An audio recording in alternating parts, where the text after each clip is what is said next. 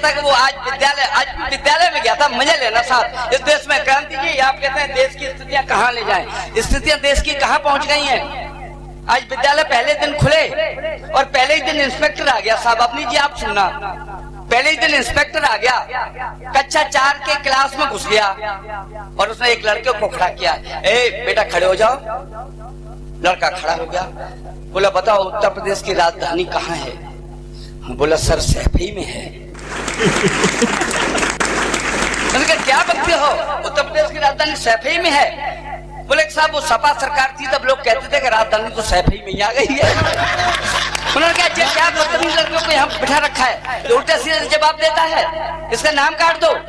लड़का बोला सर आप हमारा नाम काट ही नहीं सकते। बोले क्यों नहीं काट सकते? बोले मैं इस स्कूल में पढ़ता ही नहीं। बोले तुम स्कूल में नहीं पढ़ते तो यहाँ क्या करने आए हो?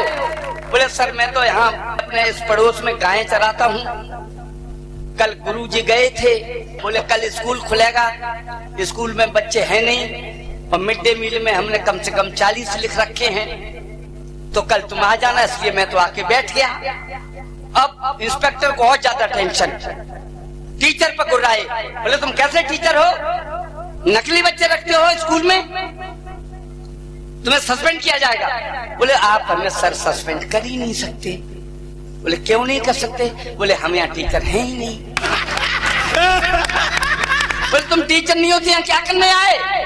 बोले सर पहले दिन स्कूल खुलेगा, भैया ससुराल गया है और वो लौट के नहीं आ पाया, उसने फोन किया था कि कल तू स्कूल में चला जाना, इंस्पेक्टर आएगा तो तू मेरी हाजिरी लगा देना, तो मैं तो आ गया। उसको और ज्यादा टेंशन, वो सीधा हेडमास्टर के कक्ष में पहुंचे इंस्पेक्टर महोदय। बोले हे हेडमास्टर, कैसे हेडमास्टर हो तुम, कैसा स्कूल चलाते हो, नकली बच्चे, नकली अध्यापक। उन्होंने कहा देखो सर तनाव नहीं, चीखो मत, चिल्लाओ मत, बैठो, कुर्सी पड़ी यहाँ बैठो, मैं हेडमास्टर नहीं हूँ। हेडमास्टर हमारे पूज्य पिताजी हैं, आज उनकी तारीख इलाहाबाद में है, तो वो वहां गए हैं और मुझको ये 10,000 की गड्डी दे गए हैं। बोले कि ये 10,000 की गड्डी ले जा और वहां जाके बैठना, अगर इंस्पेक्टर आ जाए तो 10,000 की गड्डी दे देना, वो चुपचाप ले लेंगे और चले जाएंगे।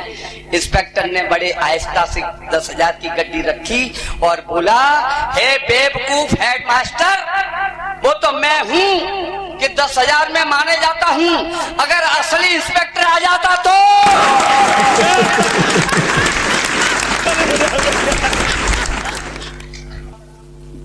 क्रांति जी आपने तो गदगद ही कर दिया।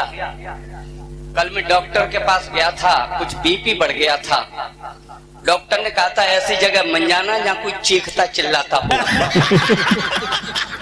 कल ही दवा ली थी। अच्छा मुझे क्या पता था इस कवि सम्मेलन में क्रांतिकारी जी भी आ रहे हैं, लेकिन आपने बहुत अच्छी कविता पढ़ी। दीपक दिव्यांशु के चक्कर में मत आना, कह रहे थे 2 कार्यक्रम आपने इनके सुन लिए तो आप चेयरमैन हो गए, 2 बार रोज सुन लो तो विधायक हो जाओगे। मैं आपको बताऊं सन 2018 में माननीय मोदी जी ने हमें अहमदाबाद में 2 ही बार सुना था, प्रधानमंत्री हो गए। आपने 1 बार सुन लिया, 1 बार और सुन लेना, इसके चक्कर मत पड़ना। बजाओ एक बार 2 तालियां बजाओ। अच्छा दीपक दिव्यांशु घरों में ताक झांक बहुत करते हैं, हमारे घर तो आते ही जाते रहते हैं, कभी लड़के से बोलते हैं। मैं इन्हें जवाब अवनी जी मैं इन्हें जवाब नहीं देना चाहता, क्योंकि हर किसी को जवाब दिया भी नहीं जाता। अगर आपको कुत्ता काट ले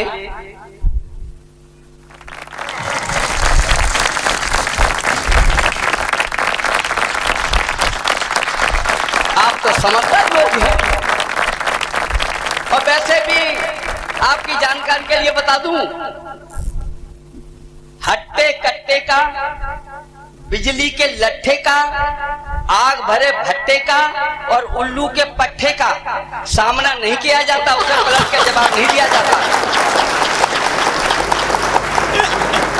अगर आप ऐसी ताली बजाते रहेंगे तो हमें उत्सव को महोत्सव में बदलने की क्षमता रखते हैं। आप अच्छे लोग हैं, मुझे पता है। दीपक दिव्यांशु समझ रहे थे कि हम ही तीरंदाज हैं, पता नहीं क्या क्या कह रहे हैं। गए तो थे जी एक बार हमारे घर, और हमने इनको बड़े प्यार से दी बनवा कर चाय। श्रीमान ने 4 चुस्कियां लेकर मेज पर रखी, पता नहीं कहां से या टपकी, उसमें पड़ गई मक्खी। अब ये उसको कैसे पीते, क्यों कर इन्हें सुहाए। मेरा लड़का वही खड़ा था, बोला पी लो चाय। ये बोले कैसे पी ले, इसमें गड़बड़ी हुई है, जरा गौर से देखो बेटा, मक्खी पड़ी हुई है। वह बोला निकाल फेंको, यह तो अक्सर पड़ जाती, उसके बाद में पी लो तो नुकसान नहीं कर जाती। वह बोला निकाल फेंको, वह तो अक्सर पड़ जाती, उसके बाद में पी लो तो नुकसान नहीं कर जाती। और मक्खी पड़ जाने से चाचा चाय नहीं सड़ गई थी, और जिस दूध से चाय बनी है उसमें तो चुईया पड़ गई थी। चुईया वाली चाय आप ही पीते हैं? मक्खी पड़ जाने से चाचा चाय नहीं सड़ गई थी, और जिस दूध से चाय बनी है उसमें तो चुईया पड़ गई थी। मम्मी जी ने पूंछ पकड़कर देर नहीं की रत्ती, बाहर फेंक दी, उसी दूध में डाल दी चाय की पत्ती। मम्मी जी ने पूंछ पकड़कर देर नहीं की रत्ती, बाहर फेंक दी, उसी दूध में डाल दी चाय की पत्ती। 4 चुस्कियां लेकर अब क्या ऐतराज करते हो, चुईया वाली चाय पी गए मक्खी से डरते हो। आप तो बहुत अच्छे लोग हैं। मैं कविता तो ठीक लिख लेता हूँ साहब, लेकिन हमारी कुंडली बहुत खराब है। सच कहता हूँ मेरे भाइयों, मेरी कुंडली इतनी खराब है, अगर मैं नाव में बैठ जाऊं तो उसकी तली फूट जाती है। अगर मैं रेलगाड़ी से जाऊं तो रेलगाड़ी छूट जाती है। अपनी गाड़ी से जाऊं तो ड्राइवर को काम लग जाता है, और परिवहन निगम की बस से जाऊं तो रास्ते में जाम लग जाता है। मेरी कुंडली इतनी खराब है। दरअसल हम रात के 12 बजे पैदा हुए। मैं सच कहता हूँ, सुना दिव्यांशु? हाँ, पीछे बैठते हो। मैं रात के 12 बजे पैदा हुआ तो हमारे पिताश्री खुशी से फूले नहीं समाये, सीधे जोशी के पास आए और जोशी से बोले, हे जोशी, हमें सुख व्याप्त हुआ है, हमारे घर पुत्र रत्न प्राप्त हुआ है, उसका भविष्य जता, तो उसकी कुंडली बता।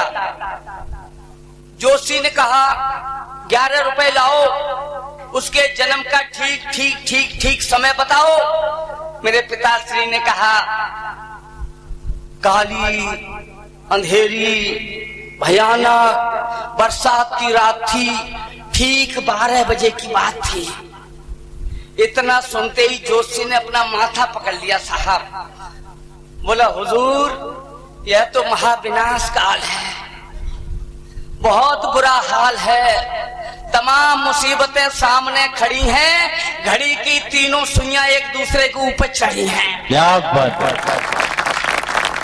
यह तो महाविनाश काल है, बहुत बुरा हाल है, तमाम मुसीबतें सामने खड़ी हैं, घड़ी की तीनों सुइयां एक दूसरे के ऊपर चढ़ी हैं। यह लड़का विनाशकारी है, जहां देखेगा नाश हो जाएगा, जहां कदम रख देगा महाविनाश हो जाएगा।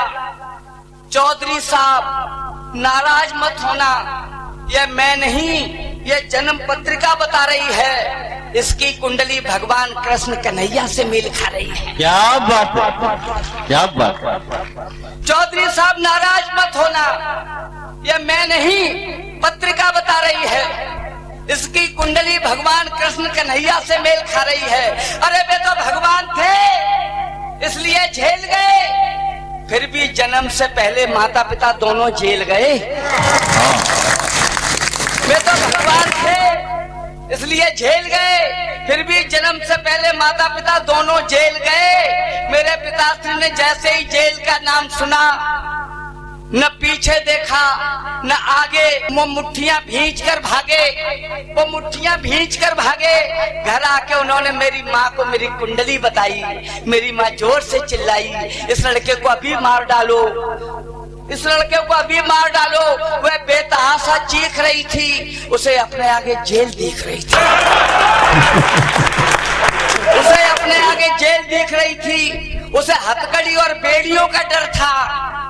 उस दिन मेरा मामा मेरे ही घर था। उसे हथकड़ी और बेड़ियों का डर था। उस दिन मेरा मामा मेरे ही घर था। जैसे ही उसने सुना भांजे की कुंडली भगवान कृष्ण कन्हैया से मेल खा रही है, वह समझ गया मुसीबत हमारी आ रही है। वह समझ गया मुसीबत हमारी आ रही है। अब भागा, सिर पर पैर रख के भागा और इतना घबराया। मैं सच कहता हूँ मेरे भाइयों, मैं 65 साल का हो गया, वो आज तक मेरे घर लौट के नहीं आया। क्या बात। आप ताली बजा रहे हैं, लेकिन मेरा दर्द है, मेरी पीड़ा है। मेरी माँ ने मुझे कभी भी प्यार नहीं किया, न कभी दुलराती थी, न चूमती थी। उसकी आंखों में मेरी कुंडली घूमती थी,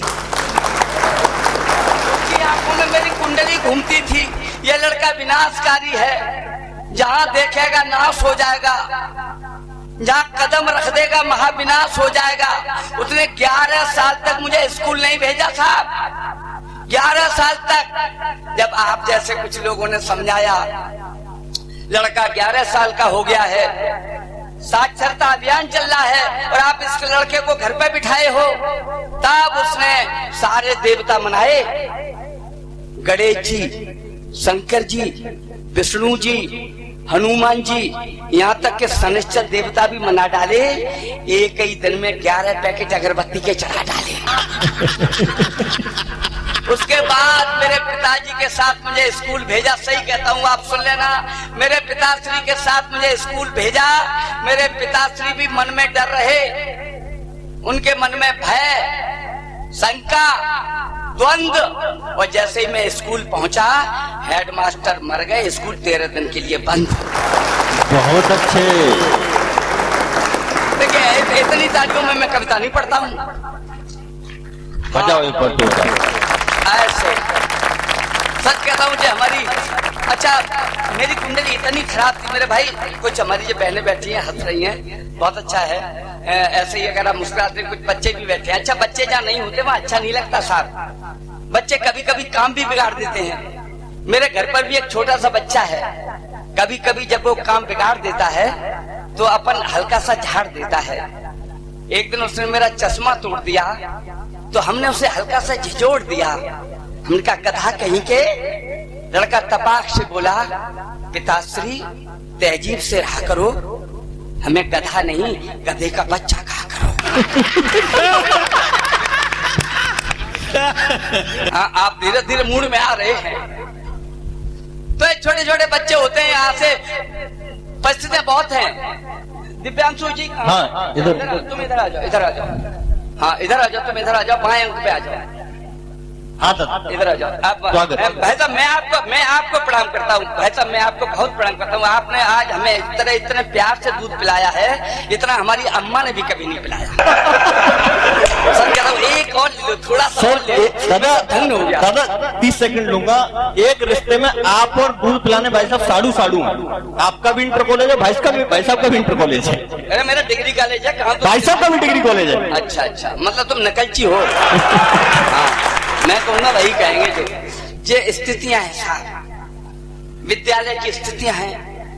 जब हम पढ़ते थे साहब तो बड़ा अच्छी पढ़ाई होती थी। ये बच्चे बता सकते हैं, ये हमारे साथ के बुजुर्ग हैं, बता सकते हैं। लेकिन हमारी कुंडली इतनी खराब थी साहब, अवनीत जी, हमारी कुंडली इतनी खराब थी कि गुरुजी जो पढ़ाते थे अपनी समझ में नहीं आता था, और हम जो गुरुजी को बताते थे वो गुरुजी जी की समझ में नहीं आता था।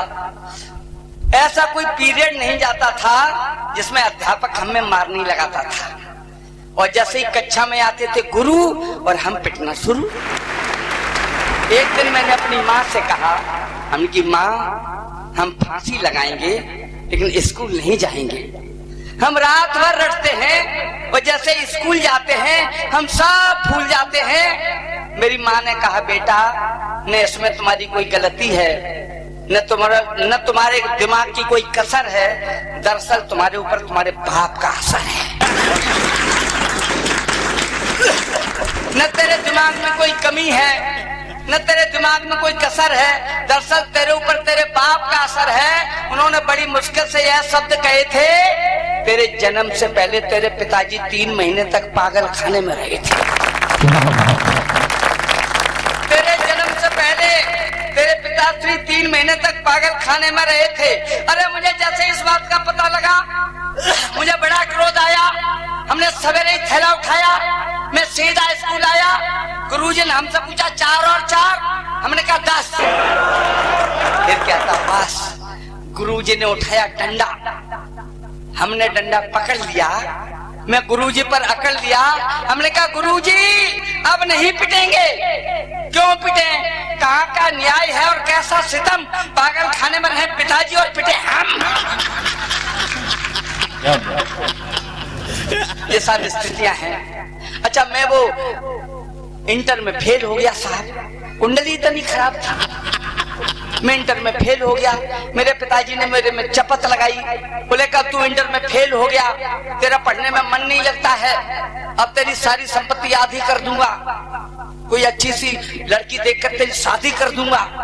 मैंने कहा अरे पिताश्री अगर ऐसी बात थी तो हमें पहले से बताते, हम तो इंटर की जगह 10वीं में फेल हो जाते।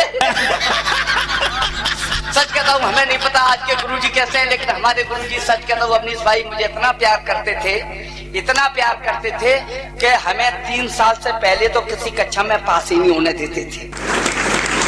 हमें हमेशा अपने पास रखते थे, कहते थे कि ऐसा शिष्य प्यारा हमें मिलेगा ही नहीं, न ये पढ़ता है और न हमें पढ़ाने की जरूरत है। हमें हमेशा अपने साथ रखते, सुनना मेरे भाई, हमें हमेशा अपने पास रखते थे। एक दिन हम और हमारे गुरुजी दोनों साथ थे, हम जा रहे बारात थे। हमने कहा गुरुजी टिकट ले ले, हमने कहा गुरुजी टिकट ले ले, तो गुरुजी अकड़ गए। मजबूरी में हम भी बिना टिकट रेल में चढ़ गए और जैसे इंजन ने दी सीटी, डब्बे में घुसाया टीटी, जिन पर टिकट थी वे अकड़ गए, हम बिना टिकट पकड़ गए। हमें तो पता था सारी रेलगाड़ी बिना टिकट जाए नहीं पकड़ी जाए, अपनी तो कुंडली खराब है, टिकट लेके जाए पकड़ जाए। जिन पर टिकट थी वे अकड़ गए, हम बिना टिकट पकड़ गए और गुरुजी मौका ताड़कर सीट के नीचे बढ़ गए। टीटी मेरे पास आया, गुर्राया, बोल कहां से आया है, टिकट क्यों नहीं लाया है, क्या तेरे गुरु ने तुझे यही पढ़ाया है? हमने कहा शट अप, हमारे गुरु ने हमें क्या पढ़ाया है और हम क्या पढ़े हैं, तो उन्हीं से पूछ, बेबी बिना टिकट सीट के नीचे पढ़े हैं। ये सारी स्थितियां हैं, इन स्थितियों का। अच्छा एक बात है, बच्चे बड़े हाजी जवाब हो गए आजकल के, टेक्निकल बच्चे हैं साहब। कल मेरा बच्चा मुझसे बोला, पिताश्री ये बताओ तुम्हारी नजर में हमारी कितनी कीमत है? हमने की बेटा तू तो अमूल है, अमूल्य है, तेरी क्या कीमत है? बोले नहीं नहीं पैसे की बताओ कितने की कीमत है मेरी। मैंने कहा तू तो करोड़ों का है। बोला तो आज केवल 500 रुपए ही दे दो। मित्रों के साथ मस्ती कर लेने जाऊंगा, बकाया रह गए तो बाद में देते रहना, जैसी बात होती है। आइए मैं थोड़ी एक कविता पढ़ना चाहता हूँ आपके लिए, सुनिए। अरे दादा ये हमारा संसार पुलिस से बड़ा परेशान है। नहीं पुलिस, हाँ पुलिस से परेशान नहीं देखो मैं अभी जमानत करा के आया हूँ, पुलिस के चक्कर में मत पड़वाओ। लखनऊ में पकड़ा गया था, 3 साल बाद जमानत हुई एक कविता के पीछे, और तुम जमानत अगर करा लो तो मैं पढ़ दूं। आप लोग कहोगे तो अब आप लोग अगर ताली बजा के बता देंगे तो पढ़ देंगे, हम पे कोई फर्क नहीं पड़ता। चेयरमैन साहब नहीं बैठे हैं, चिंता न करें। हाँ चेयरमैन साहब बैठे ही हैं, फिर क्या है, ऐसा न हो कि हमारे साथ चेयरमैन साहब भी थाने में जाना है। हाँ पुलिस किसी को नहीं छोड़ती। आज मैं आया था अपनी गाड़ी से, सच कहता हूँ, तो आपके फतेहाबाद पे आ गए, दरोगा जी आ गए थे, बोले गाड़ी के कागज? हमने कहा सर कागज तो नहीं है। बोले कागज नहीं है? फिर तो आप चोर हैं, मक्कार हैं, ढीठ हैं। हमने एक 100 का नोट चुपचाप निकाल के दे दिया, बोले जाओ तुम्हारे कागज कंप्लीट है। इसलिए पुलिस वालों से देखो हमारे देश की पुलिस बहुत अच्छी है, सच कहता हूँ इतनी अच्छी है। अगर आप अमेरिका में जाएंगे और अगर पकड़ जाएंगे आप तो कम से कम 20,000 रुपए दोगे फिर भी नहीं छूटोगे। चाइना में जाओगे अगर आप 50,000 रुपए दोगे फिर भी नहीं छूटोगे। अगर आप रूस में जाएंगे तो आप 1 लाख रुपए देंगे फिर भी नहीं छूटेंगे। और हमारी पुलिस इतनी अच्छी है कि अगर 500 रुपए दे दो आप 500 रुपए में छूट जाएंगे। हाँ, मैं तो वो कानपुर में कविता पढ़ रहा था पुलिस वालों पे, मेरे मुंह से निकल गया था, मैंने कि पुलिस चोर है। दरोगा जी आगे रिवॉल्वर लेके बोले क्या कहा? मैंने कहा सर आप गलत समझ गए, मैं तो पाकिस्तान की पुलिस के लिए कह रहा था। बोले अच्छा बच्चू, हमें ही बता रहे हो जैसे हम जानते ही नहीं है कहाँ की पुलिस चोर है। तो हाँ, इसलिए मैं पुलिस से ज्यादा पंगा नहीं लेता। आइए मैं 4 पंक्तियां पढ़ता हूँ पुलिस पे, सुने। सारे सेठ परेशानी में फंसे, पसीना छूट रहा, रोज किसी दुकान का ताला नियम पूर्वक टूट रहा। सारे सेठ परेशानी में फंसे, पसीना छूट रहा, रोज किसी दुकान का ताला। आदरणीय अपनी जी आपके लिए पढ़ रहा हूँ और आप दोनों लोग इतने प्यार से आए हैं, सच कहता हूँ मुझे बड़ी ज्वेल सी हो रही है, जलन हो रही है। मेरी धर्मपत्नी तो मुझे कभी प्यार ही नहीं किया साहब, सच कहता हूँ कभी प्यार नहीं किया। कितनी भी ज्यादा घर में भरी हो चीज कोई, पर हर चीज हमें नेक नेक देती है। सुनना, हाँ। कितनी भी ज्यादा घर में भरी हो चीज कोई, पर हर चीज हमें नेक नेक देती है। बाज आ गया हूँ मैं तो पत्नी की आदतों से, हमको हर एक चीज छेंक छेंक देती है। प्रेम प्रेम जाने नहीं ऐंठती है रस्सी जैसी, मांगने पे रोटियां भी फेंक फेंक देती है। वो उससे तो ज्यादा मेरी भैंस वफादार है जो सुबह शाम दूध में रैंक रैंक देती है। क्या बात है। सारे सेठ परेशानी, आप बहुत अच्छे लोग हैं, मैं आपको समझ नहीं पा रहा हूँ, या तो मैं आपको नहीं समझ पा रहा हूँ या आप हमें नहीं समझ पा रहे हैं। आइए मैं जोड़ता हूँ आपको। सारे सेठ परेशान, बहन जी इधर, बहन जी इधर, बहन जी इधर, मेरा भविष्य खराब हो जाएगा। हाँ हाँ, वो जे बच्ची किसकी है? जे बच्ची को बहन जी अगर हो सके तो संभाल लो। हाँ, ये है तो भविष्य, लेकिन हमारा वर्तमान खराब कर रही है। संभाल लो, वो हमें पता है आप में आपके अंदर इतनी क्षमता है कि आप इस बच्ची की तो औकात क्या है, इसके बच्ची के पिताजी भी बैठ जाएंगे जहाँ हम बैठे होंगे वहीं। तो आइए मैं क्षमा चाहता हूँ आपसे दीदी। आइए सारे सेठ सुने, सारे सेठ परेशानी में फंसे, पसीना छूट रहा, रोज किसी दुकान का ताला नियम पूर्वक टूट रहा। कहीं गांठ कपड़े की जाती, कहीं लापता बोरों का, कोई सुराग नहीं लगता था। 6 महीने से चोरों का, सब सेठों ने चुप चुप मीटिंग की थी, मत कोहराम करो, ऐसे तो सब लुट जाएंगे, बुद्धिमता का काम करो। जहर मिलाकर बना मिठाई, हर दुकान में रखवा दी, ठीक तिजोरी के ऊपर ही थोड़ी थोड़ी ढकवा दी। सुबह नगर में पता करेंगे कौन जहर से मरता है, चोर पकड़ में आ जाएगा, चोरी वही करता है। हुआ सवेरा, ताला टूटा, करनी का फल भोगा जी, मैं परिवार के मरे सुबह थाने के एक दरोगा जी। क्या बात है। दरअसल बस मैं आपसे यह कहना चाहता हूँ, पता नहीं आप किस तनाव में बैठे हैं और राजवीर क्रांति जी ने आपको जो टेंशन दिया है, मुझे पता है मनोरंजन के लिए आए थे आप, इसलिए नहीं आए थे कि आप चीखना चिल्लाना सुन के जाए यहाँ से, और वो तनाव आपका निकल नहीं रहा है। मैं तो यूं कहना चाहता हूँ कि कवि सम्मेलन में बैठे हो फिर भी मुंह लटकाए हो, ऐसा लगता है कि मेरी उठावनी में आए हो। कवि सम्मेलन में बैठे हो फिर भी मुंह लटकाए हो, ऐसा लगता है कि मेरी उठावनी में आए हो। ऐसे वक्त नहीं कटना है, सफर सवेरे तक का है, हंसो मजे लो, ताली ठोको, टेंशन में क्या रखा है। मुंह लटकाने वाला ही जो सोच तुम्हारा संतापी था, यहाँ पर चलकर क्यों आए हो, टेंशन तो घर ही का भी था। बीबी कहती सब्जी लाओ, बच्चे कहते फीस चुकाओ, अम्मा कहती बूढ़े हैं हम ऋषि के सर द्वार घुमाओ, प्रेशर कुकर लीक करता है, गैस सिलेंडर का लफड़ा है, बिना बात के मरे पड़ोसी लड़ने को तैयार खड़ा है, रोना भी चाहे तो जालिम ढंग से नहीं रोने देते हैं, 11 बजे नींद आए तो मच्छर नहीं सोने देते हैं, घर पर तो हंस नहीं सकते हो, 100 खटका खटकाए बैठे, यहाँ पर हंसने को आए हो वहां भी मुंह लटकाए बैठे। भूल जाओ घर पर क्या होता, ना बच्चे हैं ना घरवाली, नहीं पड़ोसी यहाँ बैठा है बिना बात के देगा गाली, तो मैं हंसाकर ही मानेंगे हमने भी ये कसम उठा ली, यहाँ से लेके और वहां तक हाथ उठाकर बजाओ ताली।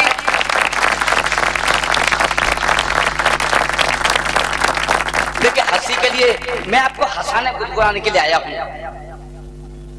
और आपको पता है जब भगत सिंह आप सही बताना, भगत सिंह जब फांसी पर चढ़े थे तो हंसते हुए चढ़े थे कि चीख चिल्ला के चढ़े थे? हंसते हुए। अच्छा, चीख चिल्ला के चढ़ते उन्हें कोई याद करता है? तो फिर आप हास्य को याद करेंगे, राजवीर सिंह क्रांतिकारी कोई नहीं याद करेगा चीखने चिल्लाने की। आपने रामायण देखी है, भगवान राम चीखते थे कि रावण? कौन चीखता था? रावण चीखता था। अच्छा, मरा कौन था? राम तो मरा था, राम हंसते मुस्कुरा। तो अपन तो जीवित हैं, हमेशा जीवित रहेंगे। क्रांतिकारी तो अपनी फिक्र करो, ठीक है ना? आपने पढ़ा बहुत अच्छा था, लेकिन हाँ बैठे। आइए मैं 4 पंक्तियां पढ़ता हूँ। सब देखिए अदालतें कैसे चोट खाती है, मैं आपको वहां से जोड़ना चाहता हूँ। लम्बी थी मूछें, सुनना, लम्बी थी मूछें, उम्र 60 की थी, हत्या का अपराध, रहता था झांसी, गवाहों के बल पर फंसा केस ऐसा, अदालत ने उसको सुना दी थी फांसी। जज साहब बोले कलम तोड़ करके जल्लाद ले जाके सूली चढ़ा दें, मरने से पहले तमन्ना है क्या बता दे हमें, हमें पूरी करा दें। अपराधी बोला शिकायत न होती, फांसी बड़े शौक से आप देते, मरने से पहले तमन्ना यही है बेटे की बारात हम देख लेते। मरने से पहले तमन्ना यही है बेटे की बारात हम देख लेते। जज साहब बोले है आदेश मेरा, तुम्हारी फांसी कुछ दिन बढ़ा दी, बारात के बाद ही तुम चढ़ोगे, तारीख बोलो कब होगी शादी। बूढ़ाए बोला आभारी है हम साहब, अब तो चैन से मरेंगे, और लड़का कहाँ है कुआरे, हम तो शादी करा दो तो पैदा करेंगे। ये स्थितियां हैं साहब, इन स्थितियों को आइए मैं कविता पढ़ता हूँ साहब। नेताजी है नेताजी? नहीं, अच्छा चलिए मैं उससे पढ़ देता हूँ, ठीक है। अगर कविता अच्छी लग जाए तो मुझे आशीर्वाद दे देना, न अच्छी लग जाए इनसे निपटना, ये कह रहे हैं कि पढ़ो दिव्यांशु जी से। हाँ मैं तो मैं औरैया में कृष्ण पढ़ रहा था तो एक आदमी लाठी लेके आ गया साहब, मैं तो भयभीत हो गया। मैंने कहा हुजूर मेरे बड़े भाई का मुझसे कोई गलती हो गई है? बोली नहीं नहीं तुम तो कविता पढ़ो, मैं उसे ढूंढ रहा हूँ जिसने तुम्हें बुलाया है। हाँ तो जो कुछ गलती हो इनसे निपटना। आइए मैं एक कविता पढ़ता हूँ। अमूमन मैं राजनीति पर कविता नहीं पढ़ता हूँ, राजनीति कविता पढ़ने लायक बची भी नहीं है साहब। मैं सोचता हूँ कि अपने लाखों की कविता 2 कौड़ी की राजनीति पर क्यों बर्बाद करूं। और वैसे भी राजनीति बहुत अच्छी नहीं है साहब। व्यापारी वे हैं जो 2 के, सुन लेना सवेरे आप देखिए, मैं कविता जो पढ़ता हूँ उसकी एक पंक्ति को पंच करेगी, फिर आप पड़ोसी से पूछेंगे कि क्या क्या दिया। और वैसे भी मेरे को श्राप लगा है, मेरी कविता जो ध्यान से नहीं सुनता है उसे चिकनगुनिया हो जाता है। हाँ मैं सही बता रहा हूँ, मैं श्रापित हूँ। मेरी कविता आप ध्यान से सुनिएगा। व्यापारी वे हैं, व्यापारी वे हैं जो 2 के 8 लेते हैं, वकील बात बात में से बात छांट लेते हैं, पुलिस वाले थोड़ा सा पीट पाट लेते हैं, अधिकारी हल्का सा हमें डांट लेते हैं। राजनीति करना सबसे कठिन है, वे ही कर पाते जो थूक के चाट लेते हैं। अब आप मूड में आ रहे हैं, सुनिए 4 पंक्तियां सुनाता हूं, उसके बाद कविता पढ़ूंगा। आप नहीं बैठिए, मैं आपको मेरी सौगंध में आत्महत्या कर सकता हूँ। आपको दादा, आपको मेरी सौगंध, 5 मिनट बैठ लीजिए, 5 मिनट। मैं आपके लिए तो आया ही हूँ। अरे आप सब भारी भरकम कोई आदमी नहीं है यहाँ। आपका व्यक्तित्व हमें बहुत अच्छा लग रहा है। आपको देख के तो मेरी ऊर्जा आ रही है। और आप जा रहे हैं, आप चले जाएंगे तो रह कौन जाएगा? मुझे क्षमा करना, आप बैठिए और सुनिएगा। कब? अरे जे आपको कैसे पता?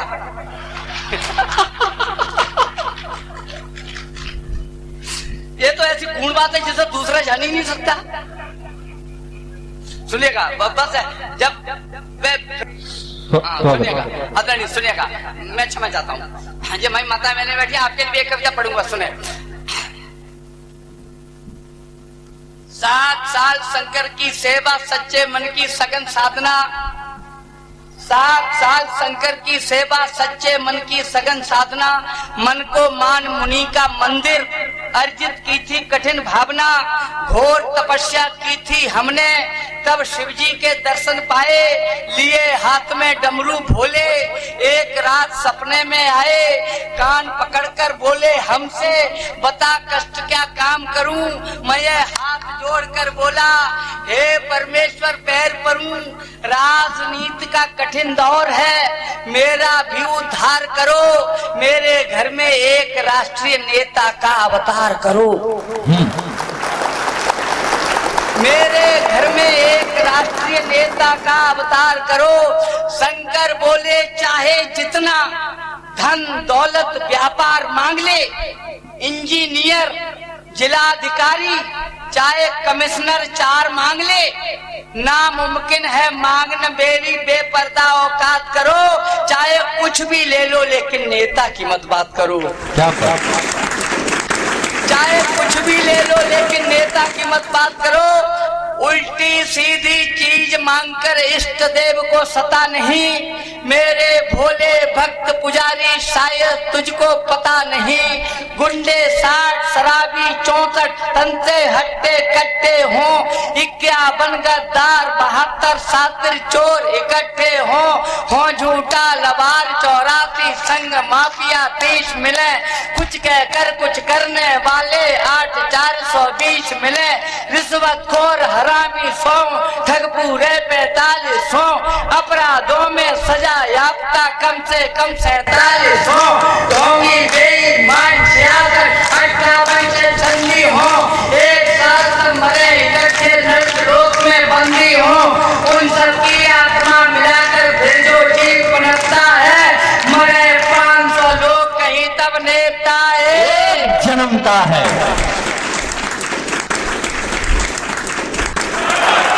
नहीं, मैं दोबारा पढ़ रहा हूँ। मुझे पता बंसमोर की जरूरत नहीं है, मैं दोबारा पढ़ रहा हूँ। मुझे पता था कि यह आध्यात्मिक मूल मंत्र एक बार तो आपके समझ में आएगा ही नहीं, लेकिन इस बात की क्या गारंटी है कि दोबारा आपकी समझ में आ ही जाएगा। और मैं तो सप्लीमेंट्री में ही पास होता रहा हूं। आप जब कह दोगे तब पढ़ दूंगा साहब। दरअसल विनोद राजयोगी को परिस्थितियों ने कब बना दिया साहब, मैं सच कहता हूं आपसे, बिल्कुल झूठ नहीं बोलता था। इतनी परिस्थितियां हमने देखी। एक दिन एक कुत्ता मर गया सड़क पे, सुनना, एक कुत्ता मर गया सड़क पे। उसकी लावारिस लाश कई रोज से पड़ी थी, लोगों की खाट खड़ी थी, उसमें तीखी बू आ रही थी, जनता बहुत कष्ट उठा रही थी। तमाम मिन्नतों के बाद एसडीएम महोदय ने 2 सुरक्षा कर्मी जुटाए थे। तमाम मिन्नतों के बाद एसडीएम महोदय ने 2 सुरक्षा कर्मी जुटाए थे। बेचारे पुलिस वाले मरे हुए कुत्ते को कंधों पर उठाए थे। बेचारे पुलिस वाले मरे हुए कुत्ते को कंधों पर उठाए थे। तभी एक लड़के ने अपने पापा से पूछा, पिताश्री ये तो बड़े सीधे साधे हैं, ये पुलिस वाले मरे हुए कुत्ते को कंधों पर क्यों लाते हैं? तो पूज्य पिताश्री बताते हैं, बेटा खानदान के लोग ही अर्थी में गन्ना लगाते हैं।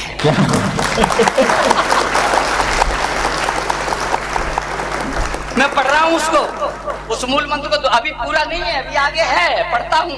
इतनी परिस्थितियां हैं वो मैंने अपने जीवन में मैं कब कैसे बन गया मेरे आदरणीय आप सुना, मैं कब कैसे बन गया, मैं परिस्थितियों का बना हुआ कवि था। मैंने अपने जीवन में सच कहता हूँ आपसे अवनी जी, मैंने अपने जीवन में केवल एक ही आवेदन किया IAS का। उस आवेदन पर 3 आला अधिकारियों के हस्ताक्षर होने थे। नंबर 1 BDO साहब, नंबर 2 तहसीलदार साहब, नंबर 3 DM साहब। मैं सबसे पहले अपना आवेदन BDO साहब के पास लेकर गया। BDO साहब बड़े सज्जन आदमी थे, ईमानदार व्यक्ति थे। उन्होंने मुझे देखते ही हस्ताक्षर कर दिए और मैं जैसे ही वहां से निकलने ही वाला था दरवाजे से, उनके बगल में बाबू बैठे तो उन्होंने हमें बुलाया, इधर आओ। उनका क्या है सर? बोले हस्ताक्षर हो गए। मैंने कहा हाँ सर हो गए। बोले 100 रुपए लाओ। मैंने कहा 100 रुपए? 100 रुपए किस बात के? बोले हस्ताक्षर करने के। मैंने कहा सर मेरे पास तो नहीं है। बोले 100 रुपए नहीं है, हस्ताक्षर कराने चले आए। शर्ट उतारो। सच बताता हूँ मेरे भाई, उन्होंने मेरी शर्ट उतार ली।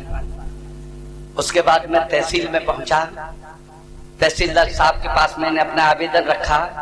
साहब ने एकदम साइन कर दिए। उसके बाद उनके वो बगल में बैठते हैं ना PA साहब, उन्होंने कहा हस्ताक्षर हो गए? मैंने कहा हाँ सर हो गए। बोले 200 रुपए लाओ। मैंने कहा 200 रुपए होते तो BDO के बाबू हमारी शर्ट क्यों ले लेते? बोले शर्ट दे आए, पैंट उतारो। सच कहता हूँ मेरे भाई, हमारा दर्द है। उन्होंने हमारी पैंट उतार ली। उन दिनों गरीबी इतनी थी कि हम बनियान पहनते ही नहीं थे। फिर हम DM साहब के पास तो गए ही नहीं। हम नहीं गए साहब, बाहर में जा अपनी जी नौकरी। और हम रात भर यह सोचते रहे, तालियां उठे इस बात पे, हम रात भर यह सोचते रहे कि DM साहब से तो हम जैसे तैसे निपट लेते, अगर कमिश्नर साहब के भी दस्तखत होते तो उन्हें क्या देते। ये स्थितियां थी साहब। हम कहां से चले थे, कहां पहुंच गए। वो हमारा एक लड़का है साहब, वो बेटा मैं कविता पढ़ने जा रहा हूँ, उसको दोहरा रहा हूँ। एक बच्चा हमारा, मैंने बताया एक बच्चा एक दिन हमारे पास आ गया डायरी लेके। बोला पापा मैंने कविता लिखी है। इनका बेटा तूने क्या कविता लिख ली है? आज के दौर के लड़के तो कविता नहीं लिख पा रहे हैं। बोले पापा मैंने लिखी है। बोले सुनो, अब मैं एक इंटर कॉलेज का प्रिंसिपल, उसकी माँ इंटर कॉलेज की प्राध्यापिका, और मुझे उसने 4 पंक्तियों की कविता सुनाई। सुना आदरणीय अवनी जी, इधर सुन लीजिएगा।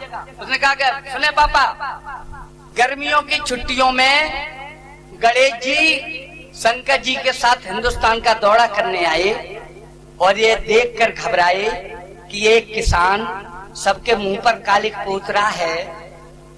भीषण गर्मी में 2 भैंसों का हल जोत रहा है। गर्मी की वजह से दुनिया दहलाई है। बेचारे जानवरों की एक पीठ जी बाहर निकल आई है।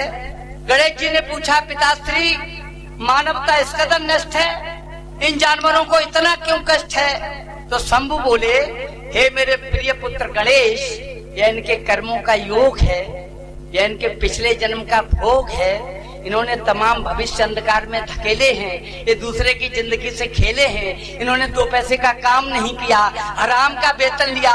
इन पर तरस मत खाओ, इनके अपराध व्यापक हैं, ये इंटर कॉलेज के अध्यापक हैं। इन पर तरस मत खाओ, इनके अपराध व्यापक हैं, ये पिछले जन्म के इंटर कॉलेज के अध्यापक हैं, और जिसके हाथ में हल है वह इनका प्रिंसिपल है। तो जय साहब, आइए मैं कविता पढ़ता हूँ और अपना समय आपके नाम करता हूँ। अब तक मैंने आपको हंसाया, गुदगुदाया, लेकिन सुबह जब आपसे लोग पूछेंगे कि आपने रात में क्या सुना, तो हाथ की आप कोई बात नहीं बता सकते साहब। मैं 4-6 माँ शीर्षक से कविता पढ़ने जा रहा हूँ और अपनी जो मात्र शक्ति बैठी है इन्हें सपूत करता हूँ। सुन लेना 4-6 पंक्तियाँ, याद कर लेना विनोद राय योगी को कभी। आदरणीय सुने,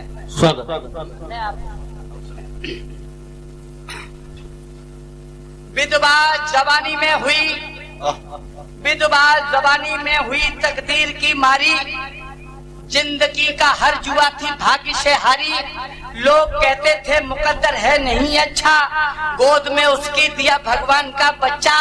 टुकड़ा कलेजे का उसे अत्यंत प्यारा था, वह लाल ही विधवा के जीने का सहारा था। वह लाल ही विधवा के जीने का सहारा था। देख लेती थी उसे प्रसन्न होती थी, उसके लिए सूखा करे गीले में सोती थी, कांपती सर्दी में आंचल से उसे ढकती, पेट से रोटी बचाकर लाल को रखती, जाकर उसको सुबह आशीष देती थी, भावनाएं बेच कर वह फीस देती थी, सोचती थी पुत्र पैरों खड़ा होकर सुख हमें देगा मेरा बेटा बड़ा होकर। साधना सच्ची इरादा सख्त कट्टर था, माँ की दुआओं से बना बेटा कलेक्टर था। क्या बात, क्या बात। माँ की दुआओं से बना बेटा कलेक्टर था। मंजिल उसे जब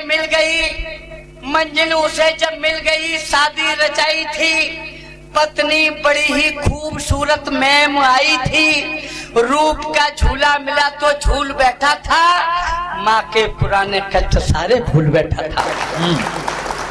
माँ के पुराने कष्ट सारे भूल बैठा था।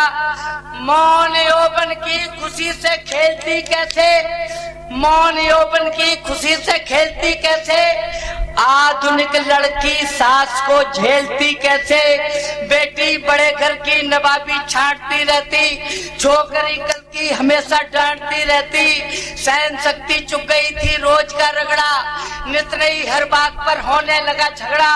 क्रोध में पत्नी पति से एक दिन बोली, जी हमारी दुर्दशा बहुत कुछ होली, आज होगा फैसला, क्या नेक रहेगी बुढ़िया रहेगी या कि हम बस एक रहेगी,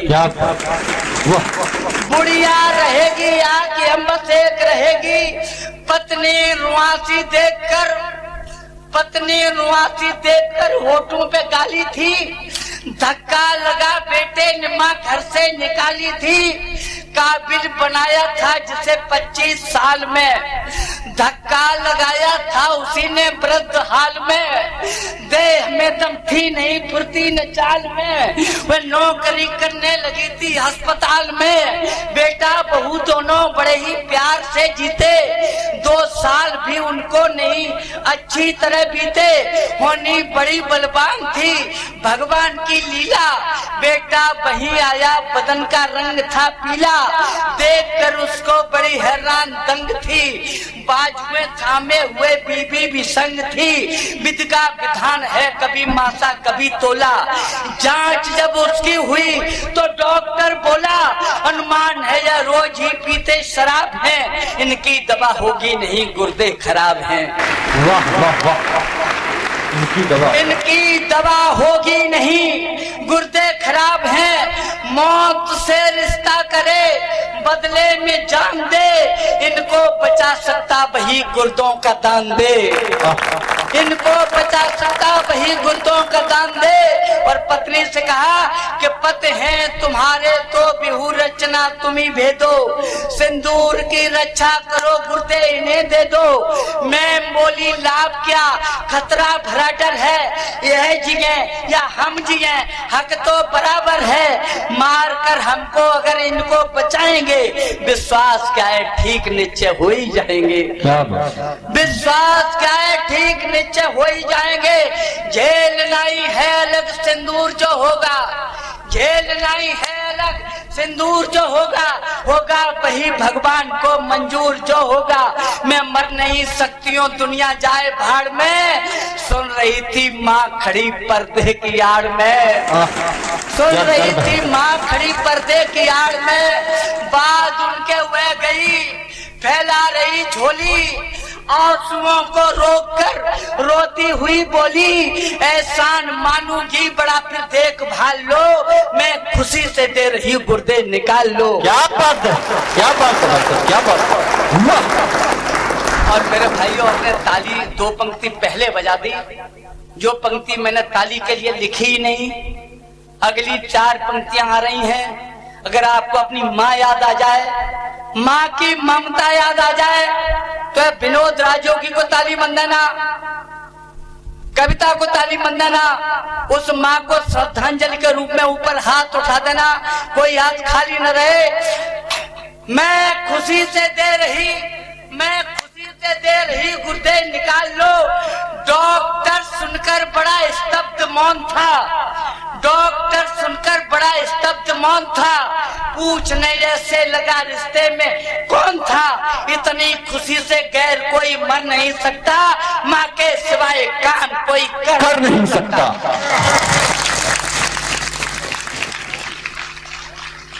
डॉक्टर सुनकर बड़ा स्तब्ध मौन था। डॉक्टर सुनकर बड़ा स्तब्ध मौन था। पूछने ऐसे लगा रिश्ते में कौन था। इतनी खुशी से गैर कोई मर नहीं सकता, माँ के सिवाय काम कोई कर नहीं सकता। निश्चय तुम्हारा पुत्र था, लड़का जो आया था। माँ ने सभी के साथ रोना कह सुनाया था। कहने लगी अंदाज है, अंदाज ही रखना, उसको बताना मत, आपे राज ही रखना। उसको बताना मत, आपे राज ही रखना। गुर्दे दिए हंसकर वेदना मौन झेली थी। जिंदगी देकर खुशी से मौत ले ली थी। और ठीक जब वह हो गया, डॉक्टर से बोला यूं, आपने जीवन दिया, बोलो तुम्हें क्या दूं। डॉक्टर बोला शर्म से डूब जाएगा, एहसान का बदला भला तू क्या चुकाएगा। ये काम है उसका, तुझे बचपन से पाला है, धक्का लगा तूने जिसे घर से निकाला है।